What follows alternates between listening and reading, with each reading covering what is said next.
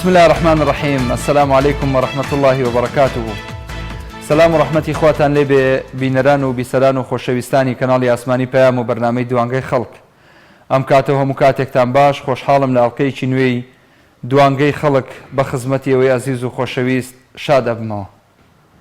ئازیزان و خۆشەویستان، کەناڵی ئاسمانی پەیام یەکێک لە کەناڵە ئاسمانیەکانی تۆڕی میدیایی کۆمەڵ 12 ساڵی تەمەنی بەڕێ کردووە و چوەتە نێو 13هەمین ساڵی کارکردنی.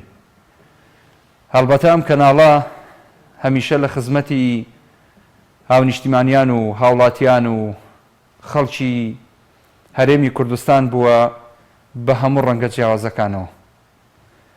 دەنگی حەق و زوڵاڵ و ڕازگۆ و بوێر بووە بەرامبەر بە زوڵم و نادادی و ستەم دەرحەق بەم میلەتە ساڵەهای ساڵە ئەکرێ. کەناڵی پەیام توانیوێتی جێی خۆی لە دڵی هەموو ئێمەمانان بکاتەوە. من ئەم قسەیە لە بری ئەوەی ئەزیزەکەم، چونکە ئەزانم ئەوەی ئێستا بینەری کەناڵی ئاسمانی پەیامەوە بەدیار ئەم شاشە جوانەوە دانیشتووە، پەیام لە لای خۆشەویستە و ئەم کەناڵە هەمیشە ئەبێتە سمبولێک ئینشاءالله بۆ دەنگە حەقەکان، بۆ ڕەنگە جوانەکان، بۆ ئەوانەی کە حەقیان لا خۆشەویستە، وتنی حەقیان لا خۆشەویستە. بۆیە ئەوەی کە ئەیبینن لەسەر شاشەی کەناڵی ئاسمانی پەیام ئەوە بینای کەناڵەکەمانە. بەم شێوازەی کە ئەیبینن ئەوە دەرگای سەرەکی ئەو کەناڵەیە کە ساڵەهای ساڵە کارمەندان تایە هامشۆەکەن، دێن و ئەڕۆن. لەو دەرگایەوە کارمەندان ئەچنە نێو ئەو ژوورانەی کەناڵی ئاسمانی پەیام و خزمەت بە ئێواکەن، هەر لە ژووری کۆنتڕۆڵ و ژووری لە ئیدارە و لە بەڕێوەبەرایەتی و لە کامێرامان و لە ژووری هەواڵ و ژووری بەرنامەکان و ژووری ئەرشیف و ژووری ئایتی. ژوورەکانم بیرخەنەوە چیتر بەرنامەکانم وت کوێ؟ مۆنتاژ، بەشی مۆنتاژ، بەشی تەکنیک، بەشی کامێرام وت، دیجیتال میدیا، پاسەوانە بەڕێزەکان، ئەوانەی کە پاسەوانی ئەکەن، دەلاکە بەڕێزەکەمان، ئەوانەی کە ئیشی جوانکاری ئەکەن، کافتریا، بەشی چاخانە و چێشتخانە، بەشی دیکۆر، بەڵێ چیتر ئەوەی ڕادیۆی پەیامی قورئان گومانی تیانە. جارە پەیوەندی وەرمەگرە کاکە قساکەین. کوێ؟ ئیدارەی کەناڵیشمان وت. کوێیتر؟ پێشوازیشمان وت وەکو بەشێکە لە ئیدارە. بەشی عیلاقات، بەشی پەیوەندیەکانی کەناڵ. وەلحاصڵ خۆشەویستان، بەڕاستی دەستی یەک بێکی ئەو کارمەندانە دەستی ماندووبوونیان نەگوشین. شەڵا هەمویان لێرە بوونایە باوەشمان پێیانە بکردایە بەبێ جیاوازی. بمەوتایە ماڵتان ئاوا بێت، دەستان خۆش بێ، خوا خێرتان بنووسێ، خوا پاداشتان باتەوە، ئەرک و ماندووبوونتان ئەخێنە سەر چاومان، ئەیخێنە سەر سەرمان.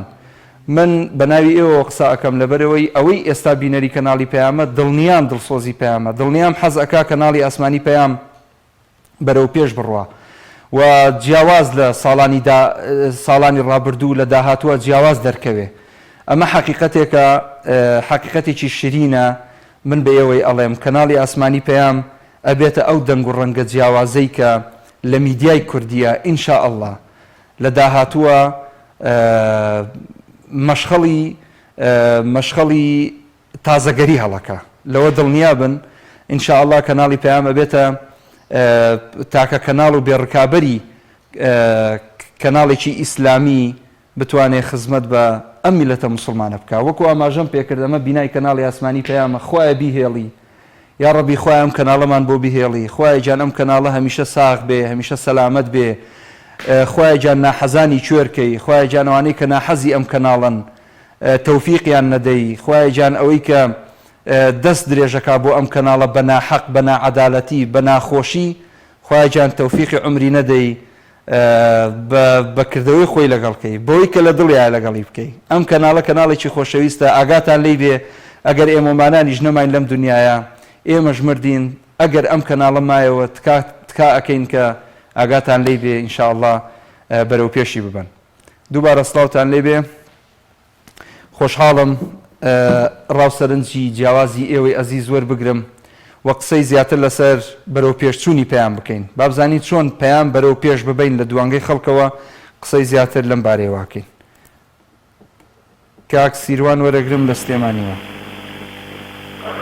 الو کاک سیروان جان بەڵێ. السلام عليكم. عليك السلام ورحمة الله.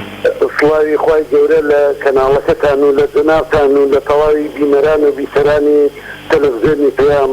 سڵاوی خوا لە جەنابەت کاک سیروان جان. دەستخۆشی و پیرۆزبایەکی گەرم من وەکو ئەندامێکی پارتی دیموکراتی کوردستان پێتان ڕادەگەێنم کە کەناڵێکی سەرکەوتون و ئینشەڵڵا تەمەناکەم لە خوای گەورە ئەم کەناڵە هەمیشە بینەر و بیسەرانی خەڵکی هێرێمی کوردستان تەواو ئاسنایەتی دروستکە لە بینی ئێوە و کەناڵی پەیامدا. بڵێ دەستخۆشیەکەم لەم ڕۆژە پیرۆزەدا هیوای سەرکەوتن بۆ تەواوی ستافی پەیامە خوازم خوای گەورەتان پارێزێ و ببێتە مایی ئاشتەوایی ئەم کەناڵەتان بێتە هۆی مایی ئاشتەوایی لە تەواوی هەرێمی کوردستان و داواز لە بەڕێز مامۆستا عەلی باپیرەکەم سەردانێکی جەنابی کاک مەسعود بەرزانی بکە ئەو مادەم ئەمیری کۆمەڵی ئیسلامیە ئەبێ گەورەی خۆی بنوێنێ سەردانی بکە و دووپاتی بکاتەوە کە پارتی دیموکراتی کوردستان هەمیشە ئاشتەوایی ویستوی لە بەردەوەندی خەڵکی کوردستان نابووە. دەستخۆشیتان یەکەم بۆی لە کاتان نەگرم سەرکەوتوو بێ کەناڵی پەیام و پیرۆزبایی یەکەم لەم ڕۆژەدا لە تەواوی مسڵمانانی دیان لەگەڵ بەڕێستان. زۆر سپاس کاک سیروان جان. لەش ساغ و سەلامەت بی برای بەڕێزی ئێمەی دەستە خۆش بە بۆ پەیوەندێکت هیوای سەلامەتیت بۆ خوازین هەر بژیت. بینایی خان وەرەگرم لە شاری هەولێرەوە. بینایی خان بەڵێ. السلام عليكم. وعليكم السلام ورحمة الله وبركاته. باش بخير. شوني بینایی خان باشی سپاس دەکەم مەمنونم. زۆر سپاس. لەبەرەی خەڵکان هیوادارم پێکەوتن بەرنامەی زیاترتان وەکو چی؟ یەک بەرنامە شتێکم پێ بڵێ بینایی خان شتێکم پێ بڵێ با بزانین چ شتێک بەلای تۆ گرینگە بەڵکو من لێرە بینوسم و بیخەینە بەرنامەی کار ئەمە خوایە بەڵکو ئەم بەڕێبەرایەتی ئەم کەناڵە موافقەیان لەسەر کرد و تازەگەریەک ڕوویدا لەسەر زاری ئێوە. بەڕای بەرنامەکانتان لەناو جەماوەتی خەڵک بێت لەناو شتێکەکانتان یعنی بەرنامەکانتان لەناو شارەکەتان بێت بەرنامەکانتان هەڵسە خۆ بێت.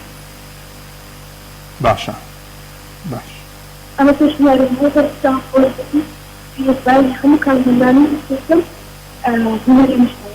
زۆر سپاس بۆ پەیوەندیەکەت. هەڵبەتە باشە یەک دقە هەڵبەتە ئەم بەرنامەی ڕاستەوخۆ ئێستا ئەگوازرێتەوە لە تۆڕی کۆمەڵایەتی فەیسبوک و پەیجی فەرمی کەناڵی ئاسمانی پەیام پەیام تیڤ لە پەیام تیڤیەوە سپێڵەکەی ئینگلیزیە ئەتوانن بینوسن هەر کەسێک هەر بە ڕێزێک ویستی لە فەیسبوک و متابعەمان بکە لە خزمەتیان ئەتوانێت کۆمنتیش بنووسێ من لێرەوە کۆمنتەکەی بۆ ئەخوێنمەوە ئەگەر کۆمنتێکی گونجاو بێ بە نمونەی کۆمنتی هێدی شەهید کەیوان نووسێتی سڵاوی خوا لە ئێوە خوا پاداشتان بداتەوە سڵاو خوا پاداشتان بداتەوە.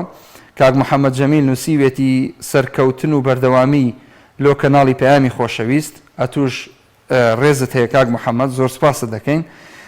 کۆچەر ئەتار نووسێتی پیرۆزە یادی 13 ساڵی دامەزرانی کەناڵی پەیام چاوت ماچەکەین کا کۆچەر گیان دیارە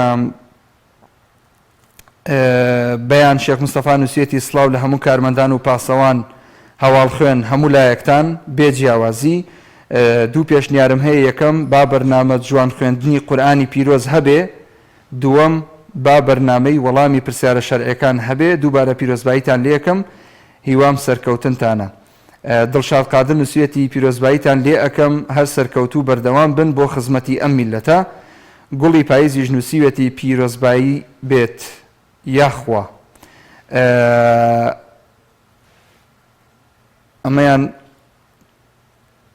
ئارشاگیشان نازانم چییە ئەو ناواڵی یابانیە زۆر سەیرە نووسێتی دەستان خۆش بێ دیار ئەی حوسێنیش نووسیوێتی پیرۆزە منیش هیوادارم هەموو بەرنامەکان لایڤ بێت و فیلمی فارسیش لێ بدەن ئیحسان تاهیریش نووسێتی سڵاوی خوای گەورەتان لێ بێ سڵاوی خوای گەورە لە ئێوە بێ لە هەموو خۆشەویستانە بێ کە ئێستا بینەری ئەم بەرنامەیەن و کۆمنتمان بۆ نووسن و ئێمەش لە خزمەتیان نابین وەڵامیانە دەینەوە ئەچمە لای پەیوەندی هەر بەجددی پیرەمەگرون لە پیرەمەگرونەوە بەڵێ گیان کاک پیرەمەگرون گیان فەرمو گیانەکەم وەڵای ناوەکەت خۆشە ئارە وەڵڵا ئینشەڵڵا هەر پیرەمەگرونی بەرزە بین ئینشەڵڵا هەر بەجددی ناوت پیرەمەگرونەوە نییە ماشەڵڵا لەو دەو چاوە نورانیە و نورانیە کەرکوچیە و ماشەڵڵا لێبێ ئەو تەلەڤیزیۆنە کردۆ بەگۆڵ تۆ خۆشەویستی منی ئەتخەمە سەر برای گەورە ویسمە بەس یەکشمیە چونکە ئێوە تەلەڤیزیۆنەکەتان گوڵە ڕاستیە حەقا دادا هەموو شتێکن جوانە جوان لە تەلەڤیزیۆنەکە هەر تەلەڤیزیۆنەکەشی ماڵەوەشی جوان کردوەک نییە بەس داوا لەم خەڵکی کوردستان ناکەم ئەو معاشە وەرنەگرن داوایان لێەکەم وەری نەگرن ئاوا ملکەتیان کەم بزانە ئەو بەس تۆزە خۆپشاندانتان کرد بزانە چۆن ملیان کردبوون چونکە دست نییە لە دز و ڕسوات دز و چەکە و ڕێگر نییە هینتر ترسنۆ کرد لە دنیاە خوا بەس ئینسانی ئازای خۆشەوێت ئێگەی ئەمە لە قورئانی پیرۆز هاتووەڵێ ئەتدا بمثل ما اعتدى عليك سوڕەی بەقەرەی پیرۆزە هاتووە ئەمانە دزن دکشنۆکن هیچیان تیا بەسەر نییە کاک پیرەمەگرون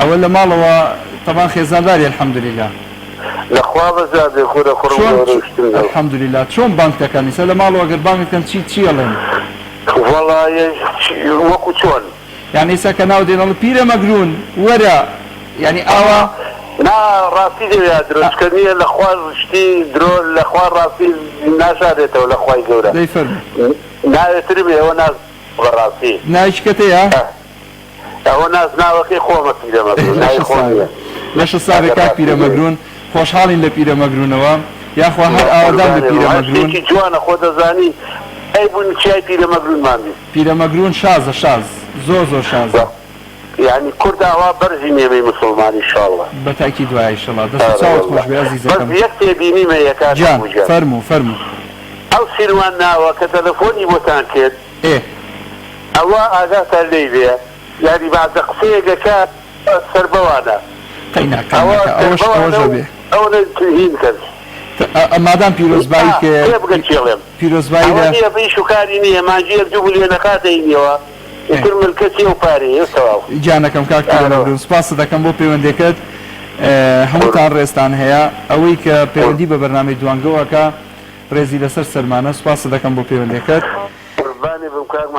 عەزیزی منی جانەکەم دەست خۆش بێ خۆشەویستان پێشەوەی پەیوەندی تر وەربگرم عەبدوڕەحمان وەرتی نووسیوەتی خوا پشتیوانتان بێت سەباح مزوری نووسیوەتی سڵاو لە پەیام سڵاوی لە من کردووە منیش سڵاو لێکم خوا پاداشت بداتەوە کاکاروان کەریم نووسیوەتی سڵاوی خوای گەورەتان لێبێ پیرۆزە یادی دامەزراندنی ئەم شاشە جوانە سوپاس دەکەین چاوە ڕاستەکەم کامەران ئەحمەد نووسێتی دەستان خۆش و پایەدار بن ئێمەش سوپاس دەکەین دەست خۆش بێت پەناخان نووسیوەتی دەستان خۆش بێت و سەرکەوتوو بن ئێمەش سوپاس دەکەین خوا لێت ڕازی بێ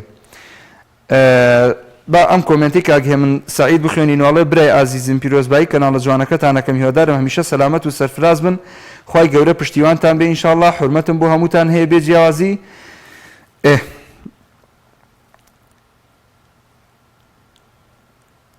ئەو بەشی دووەمی کۆمنتەکەت ناخوێنمەوە ئەڵێ باسی پەیوەندی یەکەمە کاکە کاک سیروان کردێتی ئەڵێ چۆنە بێ کەسێک مسلمان بێ و پارتی بێ و ئەمانە کاکە گیان هەر کەسەوە بیر و باوەڕ معتەقەدی خۆی بەرنامەکەمان خۆشە ئەمڕۆ تا ئەندازەیەک ئەتوانین بڵێن تەرفیهیە لە هەمان کاتە بۆ وەرگرتنی تێبینی ئێوەیە من چاوت ماچەکەم کاکە هێمن سعید گیان پیرۆزبایی کەناڵەکەمان لێکەی مەمنونی تۆین دەست خۆش بێ چەند جارێک کۆمنتەکەی دووبارە کردوتەوە دەستان خۆش بێ کاقاسم نووسێتی سڵاوتان لێبێ بەرنامەکانتان لێکەوتی زیاتری ناو کۆمەڵگا بێت ڕابەر قەراخی نووسێتی سڵاو پیرۆزە سیانزە ساڵەی کەناڵی پەیام هیوادارم سەرکەوتوو بن ئینشاءڵڵا هیوادارم خۆپیشاندەران بەردەوام بن تا وەزعەکە ئەگۆڕێ. باشە ئینشاءڵڵا. شڤان گۆبتەپەی نووسێتی پیرۆز بێ یادی دامەزرانی کەناڵەکەتان هیوای سەرکەوتنتان بۆ خوازم. کاگازات حسێن نووسێتی پیرۆزە، کوڕە هەولێری نووسێتی پیرۆزبایی لە کەناڵە جوانەکەتان ئەەکەم. هیوادارم زیاتر بەرەو پێش بچن. دەستخۆشی لە هەموو کارمەندانەکەم، ڕێز و سڵاوم هەیە بۆتان. ئێمەش سپاسە دەکەین، چاوەڕاستەکەم. هەیە من هەروتی نووسێتی یاڕەبی سەرکەوتووی دنیا و قیامەت بن. تخوا توش دوعای بۆ من بکە یاڕەبی سەرکەوتوو بی کاگە منجان، موفق بی ئینشاءڵڵا. هەرچی لە دڵتە خوا بۆت بکە. کاکە ئەو کۆمنتانە بڕوا نایەتەوە، ئاخر دوای گلەییە کەناڵم بۆ نەتخوێندەوە. کاکەیوان نووسێتی سڵاوتان لێبێ هەمیشە سەرکەوتوو بن. ئاری کوردی نووسێتی بەڕاستی تەلەڤیزیۆنەکە سەرکەفتیە، هێویت کەین کۆمەڵ تیڤی بگەهێتە هەمی جهێت. دەستت خۆش بێ کاک ئاری، سپاس بۆ کۆمنتە جوانە، هەڵبەتە لە بادینانەوە بینەرمانە. ئالان سەید نووسێتی پیرۆزە هەرەکەم باشە. ئامانجیش کاک ئامانج محەممەد نووسێتی هیوادارم بەردەوام دژی ستەمکار بن، چی بە قسەوتنی ڕاستی چی بە چەک. ناجارە چەکماندانەوە بە قسە بەس بە چەک جارێ نا وەختی نییە. کاک محەممەد ئەحسان نووسێتی سڵاوی خوای گەورەتان لێبێت، سڵاوی خوا لە ئێوەش بێ. کاک عەفو خاتوو بەفری نووسێتی دەستان خۆش بێت، سەرکەوتوو بن. بەرگ دووری سروە نووسێتی پیرۆز بێت، یادی دامەزرانی کەناڵی پەیام دەستان خۆش بێت، خوای گەورە ڕزقی ئێوەش بە. بەرگ دووری سروە ئەتا نەمەڵی نووسێتی خوای گەورە سەربەرز و سەرفراز بن، هیوادارم هەردەم سەرکەوتوو بن. وەڵی کۆمنتەکان زۆر زۆرن، پەیوەندی شەیە بە ئەوانی ژوەربین. کاکە گیان کێم لەگەڵا مام جەوهەر فەرموو ببوورە. مام جەوهەر ئای داخرا بێتەوە بەرنامەی داهاتوو بزانە چیمان پێکە. مام جەوهەر فەرموو.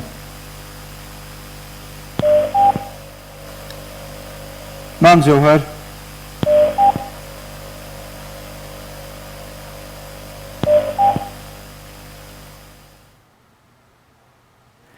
وەڵا باشە باوکی موسلیم وەرەگرم.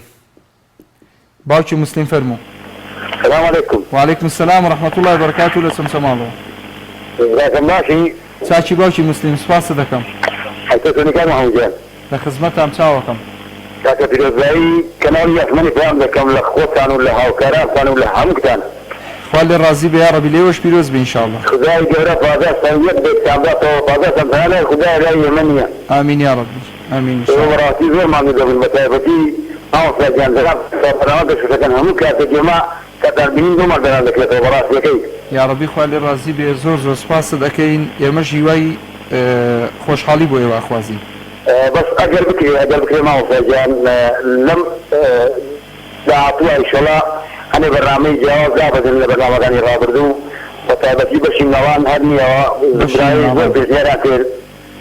باش ئەگەر پێتان بکرێ ئینشەڵڵا لە داهاتووە یان بەرنامەی فەروەردەیی هەنێک نەخسانی تیا بکرێ نەکرێ، بەڵام ئەلحەمدولله ئێمە کە کەناڵی پەیام داهاتووین بۆ هەر هەموومان چاومان زۆر بکرێت ئینشەڵڵا.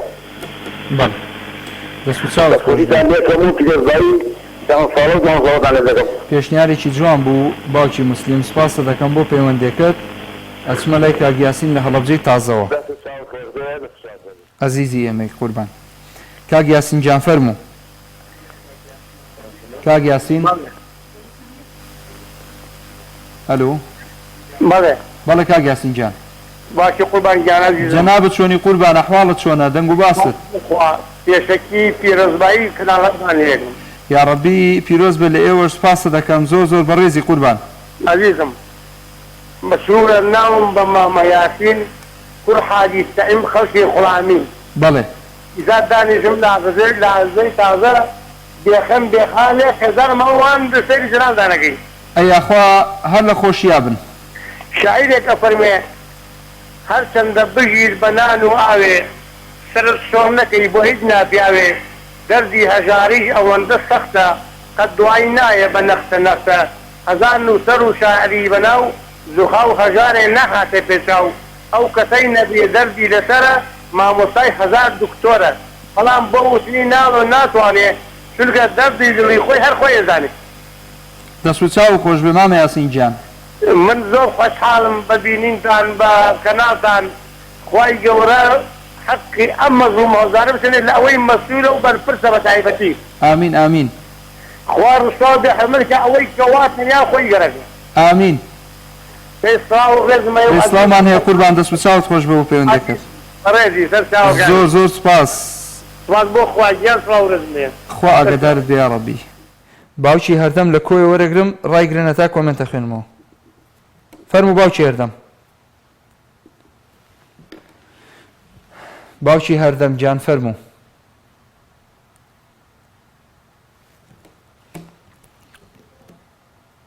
لە خەت نەماوە بەداخەوە. خۆشەویستان تاوان کۆمنتەکان زۆر زۆر ناوەکان نەخوێنمەوە. خۆشیشە لە ناو بەرنامە خەریکی موبایل بی. تاوان بۆ هەموو بەشەکانی تر قەدەغەیە بەس بۆ بەرنامەی ڕاستەخۆم بەرنامەیە هەیە بۆ تێ هینی موبایلەکە بکەی. منیش کۆمنتەکان نەخوێنمەوە. ئێستا پەخشی ڕاستەخۆ گوازرێتەوە ئەتوانن لە فەیسبوکەوە بینەرمان بن. ماوەسا سێتاقانی نووسێتی ئیسلامی خۆی گەورەتان لێبێت. دایکی ئەنە سوپاسە دەکەین. کاکە هەژارگیان زۆر زۆر سوپاس. کاک فاخیر هەر زۆر سوپاس. کاک ئەحمەد ئەڵێ پیرۆز بێت پێیام. دیاری عەلی هەروەها کاژان ڕەئوف سوپاستان ئەکەین. ئومێت کەمالانی هەر زۆر زۆر سوپاس. ئەمجا شێخ مەحەممەد ئەڵە پیرۆزبایی لە خۆتان و لە ستافی کەناڵەکەتانەکەم خوا سەربەز و سەرفراستان بکات سوپاست دەکەین. فەوزی حوسێن نووسێتی سڵاو هیوادارم پێیان هەرگەشاوە زۆر شت لە دڵمایە بەڵام نامێ کۆمنتەکەم زۆر درێژ بێ سوپاس دەکەین. بەختیار محەممەد ساڵح پیرۆزبایەکە سوپاسیەکەین. سعید حاجی ئەسعەد سوپاست ئەکەین. سەباح شەشی ئەڵە دەستخۆشتان لێ یەکەم باشە یەک دەخە. ئەم پیاوە بەڕێزانەمان دەستخۆشیەکەن. کاروان کەریم بە هەمان شێوە. یەڵدا سەرمەند ئەڵە پیرۆز بێ.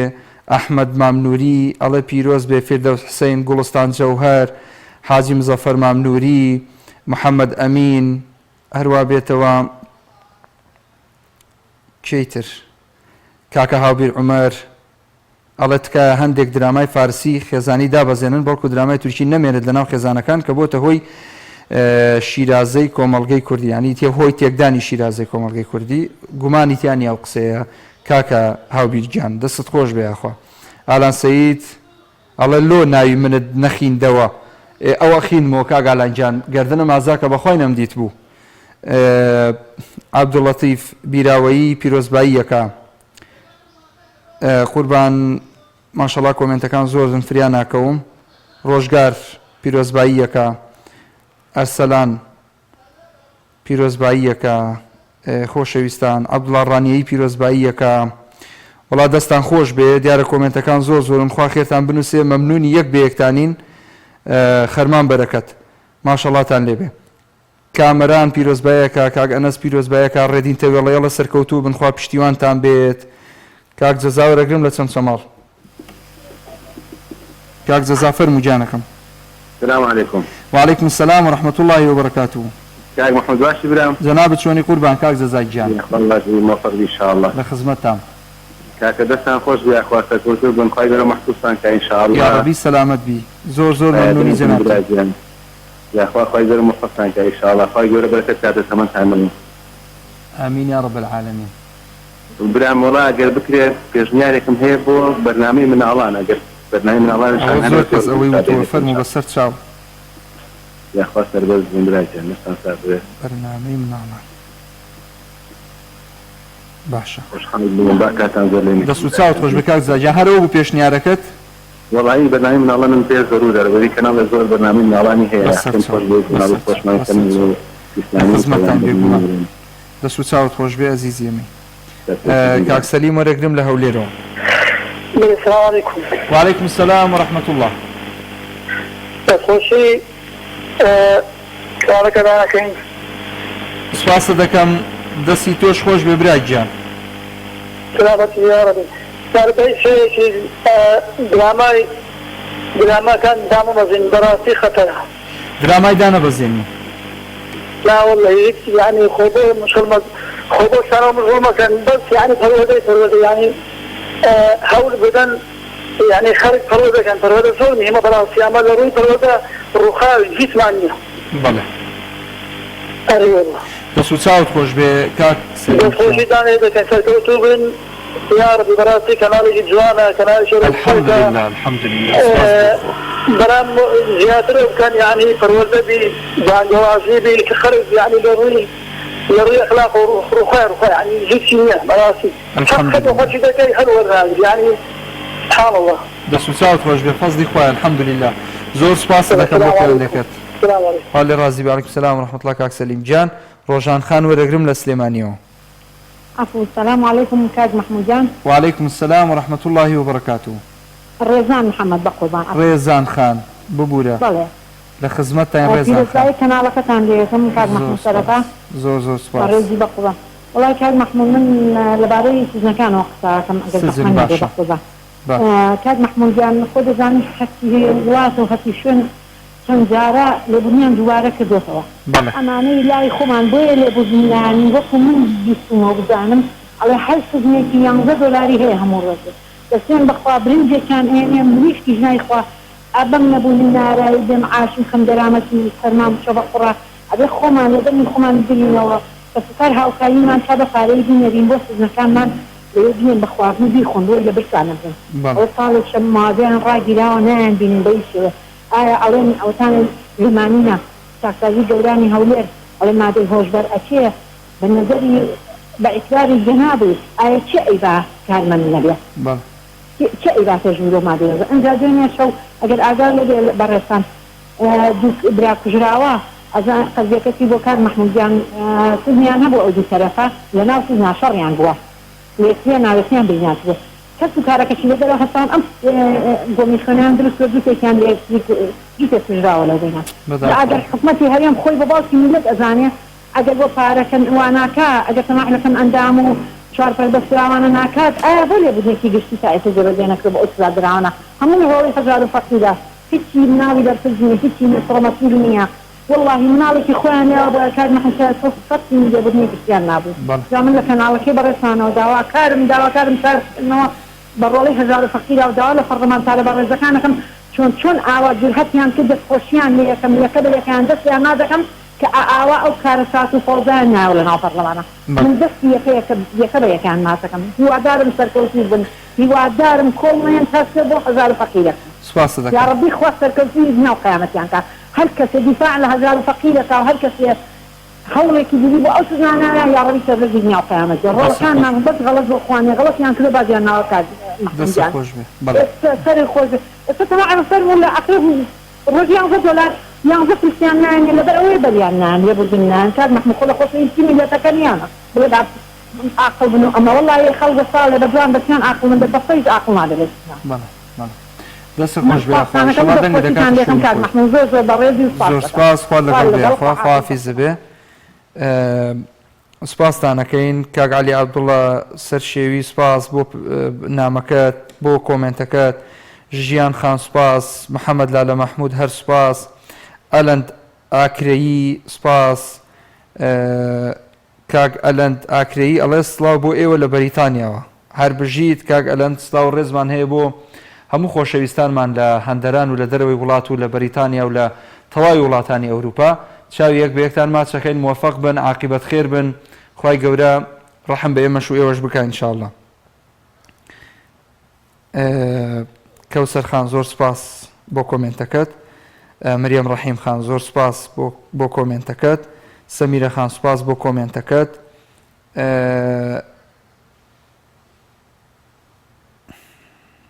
ژیان خان نازام دووبارەم کردەوەزەم سڵاو لەسەر جەم کارمەندە بەتواناکانی هەمیشە پێشەنگ بن باقی سابیر سپاس بۆ کۆمنتە جوانەکەت کاک باقی جان کاک مەروان سپاس بۆ جەنابەت لەمیس سپاس بۆ کۆمنتەکەت ئیتر کۆمنتەکان زۆر زۆرن فرای هەمووی ناکەوم تێ ئەپەڕێ کاک ئاواتیوە سپاس بۆ جەنابەت پەیوەندی وەرەگرم سروە محەممەدیش هەر سپاس بۆ کۆمنتەکەت بەهەشت سوورچی سپاس بۆ کۆمنتەکەت پیرۆزباییمان لێکا دەست خۆش بێ کاک ئەحمەد عوسمانیش دەستان خۆش بێت هەردەم سەرکەوتوو بن سپاسانەکەم عومەر جیهاد و محەممەد ئەسعەد و ئێت شابان هەرکی ئەڵێ نۆ کۆمنت ئێمەش نۆ کۆمنت بۆ جەنابەت دەست خۆش بێ یانی تر پیرۆز بە هەیە ناو کۆمنتەکەت بۆ نازان بۆ چییە باوکی هێدی فەرموو السلام عليكم. وعليكم السلام ورحمة الله وبركاته. طيب محمود كيف ضايت سپاسەکەم لستافي هواوي ستافي بيام لأميتان لسر وبو خوارتان كيف ضايت عندكم بقرمي. سپاس بۆ جەنابەت لەیەوەش پیرۆز بێ ئینشاءالله هەمیشە گەشاوە بێ. واميك بيش نارمي بيت محمود بوتان. ئەمر کەو لە خزمەتتا بێ. ظالم أمر نكاو أو بشر فضواني في البرلمان أكريت. بله. كان من وكو بيشنيار بيخدمه بيشنيار بوتان بخشي خوي برلمان بهيش يبلاو مكانو فيك حش بيتنا كاتي خوتان بقوانوا بدنا نفرق بدنا نقول مجهول كان اتصالي بيتا برو بيستوى دروا بيستوى بيتو بيستوى بيتو بيستوى حتى بيستوى حتى برات أما على دفرات بقينا دخو أما على حكم بكان البرلمان حتى البرلماني تستايو برو خلافة شو قد برو بارسنارا وقت يجميتين خود إنه البرلمان هذا ما تشبه خلق بويا من توزنارا كم بوتان أو كاتب التحشر رافقي البرلمان نبجن بحث ببرنامج ملاياتي ببرنامج مثلا عائلي دوست أنا إن شاء الله دەست و چاوت خۆش بێت دەست و چاوت خۆش بێت زۆر مەمنون بۆ پەیوەندیەکەت باوکی هێدی کاک پۆڵا وەرەگرم لە شاری هەولێرەوە سڵاوی خوا لە تۆ لە بینەرەکان کاتمە سڵاوی خوا لە جەنابەت کاک پۆڵای جان لەو یادەدا پیرۆزبایی لێکێکە کارمەند و بەڕێست و هەموو دۆست و لایەنگرەکانتان و هەموو ڕاگەیاندنەکانی ئێوە دەکەم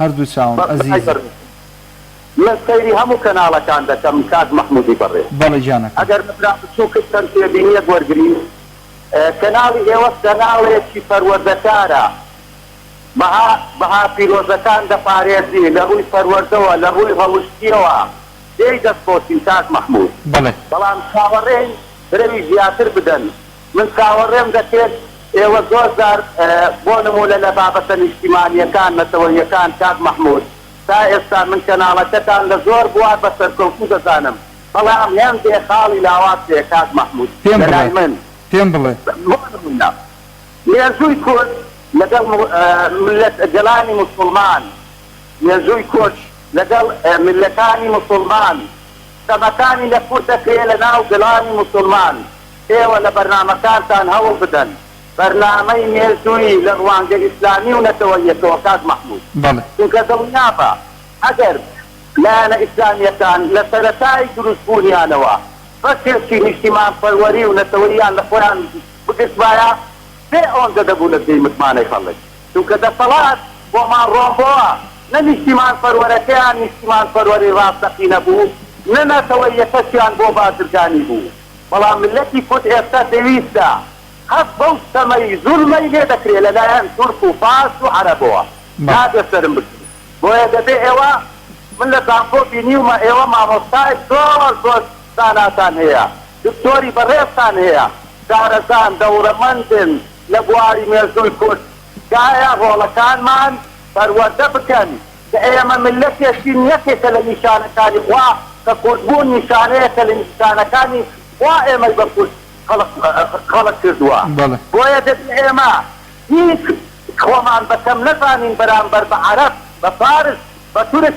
بگرێت زیاتر منەتیشانەوە بەسەرەوە بکەین چونکە ڕۆژێک لە ڕۆژان ئێمە ستەمکار نەبووین بەرامبەر بە ئەوان تاجیرکار نەبووین بەرامبەر بە ئەوان بەڵام ئەوان بە پێچەوانەوە بۆیە هیوادارم بەرنامەکەتان کەناڵەکەتان یەکجار دەوڵەمەندە بە هیوادارم دەوڵەمەندتریکەن بە بابەتە نیشتیمانی و نەتەوەیەکان چونکە شەرعیە یاساییە بەسێکە لە پەروەردەی تاک بە تاکی کۆمەلگا دووبارە هیوای سەرکەوتنتان بۆ دەخوازم دوور بن لە هەموو نەخۆشی و ئازارێک هەر سەرکەوتن چاوت خۆش بێ سپاسە دەکەین کاک پۆڵای جان بەشێکی تر لە کۆمنتەکانە خوێنمەوە چنار عەبدوڕەحمان دەستخۆشیەکە سپاسی ئەەکەین خوا لێ ڕازی بێ کاک موهەنەد ئەڵێ موهەنەد محەممەد نا موهەنەد دیارە منوتومە محەممەد کاک موهەنەد گیان دەست خۆش ئەزیزەکەم باش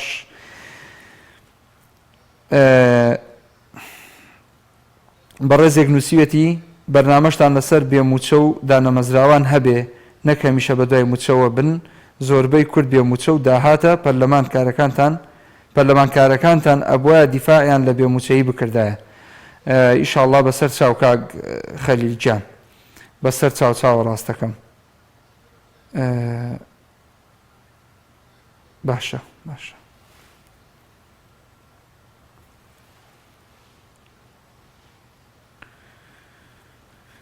کۆمنتەکان زۆربەی دووبارەن تکاکەم.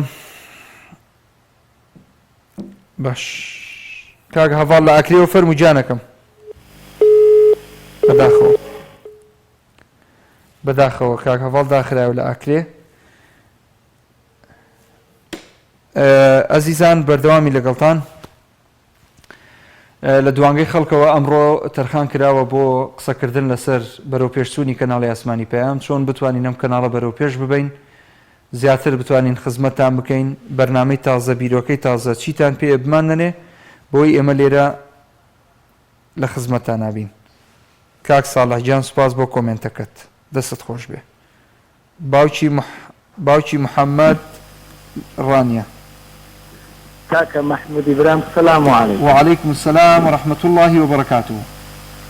والله إبراهيم أمان حسن يشتكي جاواتر لو براو كشكا برزاني كتلفوني هانتير طبعا همو أوشت جواناني أوان بوتيان لو كاتكت بازور لنقرم أمنيش بهمان شي ولا في رزباي ولا هفتي جوان ولا قطي جوان منيش بهمان شي وصرت عيكم لو يدكم من حزم لي يتجنيارو فبرخني الشيء بالله نرانا عن اللي بقرم التلفزيون تاعم بهسترو جوان تربيتن أي خينا صرت شاما هردو تالي همو تان ناس دكم يتمين يعني دعوة دكم أو برنامج كراس وخور لجر إيش وآثار وبرين ونهامتي خلط بدوية بيكن بهمو الروجانا بل أو يشنيارة كمان لبروي براستي بواف زيادة دينا ناف خلطوا استعمل حقتي 2 جار ونيدم هي تلفوني برضو ناسا كم رازو نيازي خوم لشاشيش إسلامي جوان در ببرم لخزمتها يعني حقي فين روج من شد لناو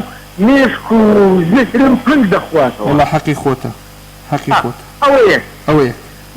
اويك دومين يعني لو جوان كرمين شاشة كي لو بيرتي من اوشتم زور لتلفزيون كاني او مبابيني لولا بكشي ساعات ثاني يصيبه لولا بوش رشين تريج بقى ميرجي لي بنصريتن هر كسي تمشي شاشك او كاتب نسي بيزنا من يرجيش شي زور من مكة تاريخ لشاشة شي بروفيشنال هابيتن جوانا لخاتي جيرة وشيرة او يبدو لقل ساعات مزول بري مثلا او روكا دوي دواز دي بله جوانا او داشتي تر لو بتايبتي او برنامج جنابك من او رسميم لتلفزيون جوانكي ان ار تي وتلفزيون جوانكي سيدا وتلفزيون جوانكي جنابشتان يا خدمتي بتايبتي الو برنامج وكو جنابك مثلا تو هول بدا كات وكو سيف دي دلالات سيف يعني اذا لم يقطع فهو يقطعه ها ايه أدرني بريد تو كم يتكلم بنوستين عرضتي براف جوانكم في جناك بدن بيخريني توا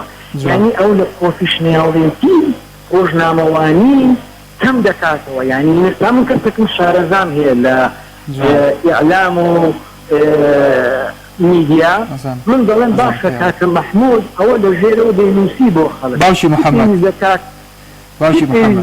جولي ما بلى با خزمەتت کەم ئەو کۆمنتانەی کە دەیخوێنمەوە ئێستا ئەو بەشەی کە ئێستا دێتە سەر پەخشە ڕاستەوخۆکەی تۆڕی کۆمەڵایەتی فەیسبوک لەسەر شاشە نییە، یعنی ئەوەی کە لەسەر شاشەیە بۆ تەوەری بەرنامە هاتووە.